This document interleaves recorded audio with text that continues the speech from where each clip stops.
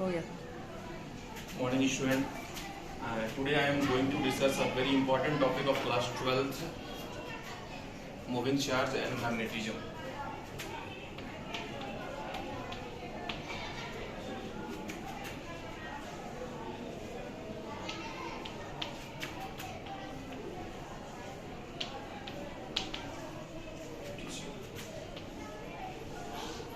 As you know, in previous chapter we have discussed about electrostatics, in which charge is at rest.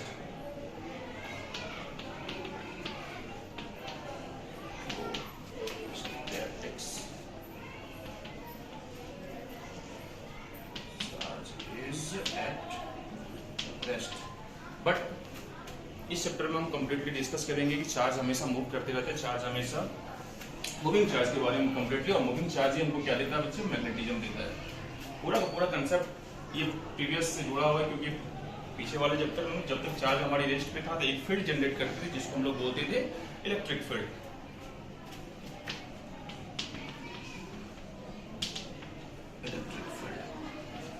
At first in concept को समझने के लिए हम कुछ observation लेंगे और इन ऑब्जर्वेशंस को हम एक सीक्वेंस में देखेंगे। सम observations.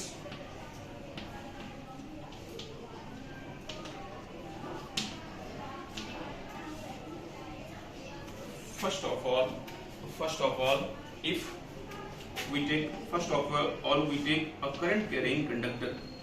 A current carrying conductor produces a magnetic field. A current carrying conductor produces a magnetic field.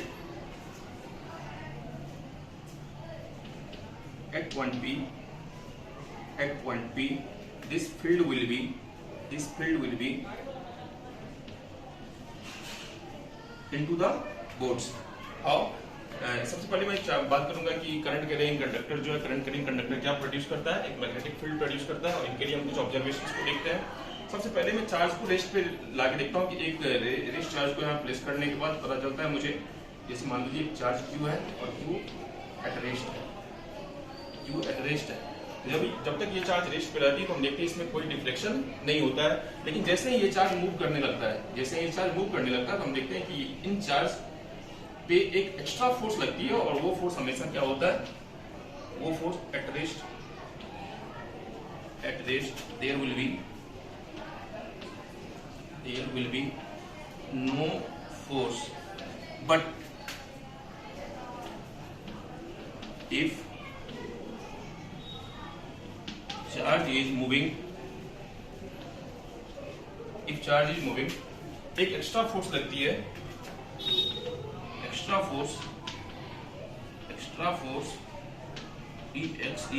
exert, और यही फोर्स हमारा मैग्नेटिक फोर्स कहलाता है। ये फोर्स एक्स्ट्रा फोर्स क्या कहलाता है, मैग्नेटिक फोर्स कहलाता है।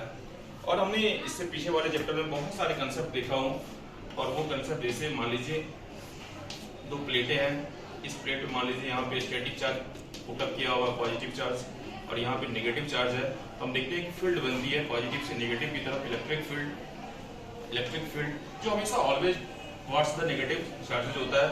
और इस फील्ड में यदि हम किसी एक पॉजिटिव चार्ज को रखते हैं तो इन चार्ज पे एक एक्स्ट्रा फोर्स लगती है, जो हमेशा क्या होता है, फील्ड के डायरेक्शन में होता है, और वो फोर्स होता है QE के बराबर। किसके बराबर होता है, QE के बराबर। बट ये पीछे वाले चैप्टर की कंसेप्ट था, बट इस चैप्टर में हम लोग कंप्लीटली मैग्नेटिज्म की थ्योरी को देखते हैं। तो हमने देखा यहाँ पे एक करंट कैरिंग कंडक्टर है, करंट कैरिंग कंडक्टर के पास जब एक रेस्ट चार्ज को रखा जाता है तो इसमें कोई डिफ्लेक्शन नहीं होता है, बट जैसे ही इस चार्ज को मूविंग स्टेट में लाते हैं तो इन पे एक एक्स्ट्रा फोर्स वर्क करने लगता है, और यही फोर्स हमारे किस नाम से जाना जाता है, मैग्नेटिक फोर्स के नाम से जाना जाता है। इन फोर्स के बारे में सबसे पहले जो चर्चा किया था BIOT, बायोट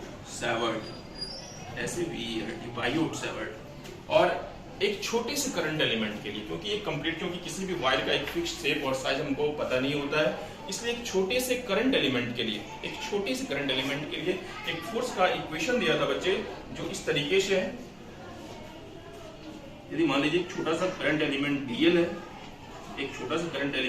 है, और मान लीजिए R लेंथ पे P पॉइंट पे एक मैं फोर्स निकालूं, तो ये फोर्स जो होगा P, हम जानते हैं कि मैग्नेटिक फील्ड जो होती है उनका फील्ड है तो कोई ना कोई डायरेक्शन होगा।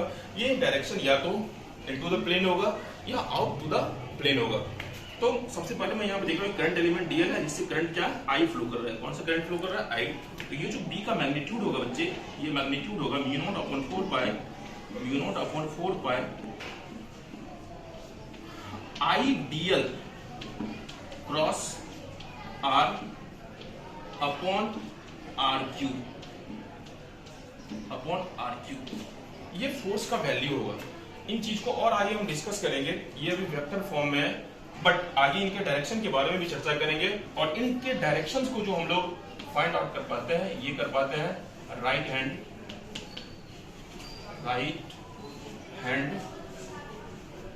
Thumb rule.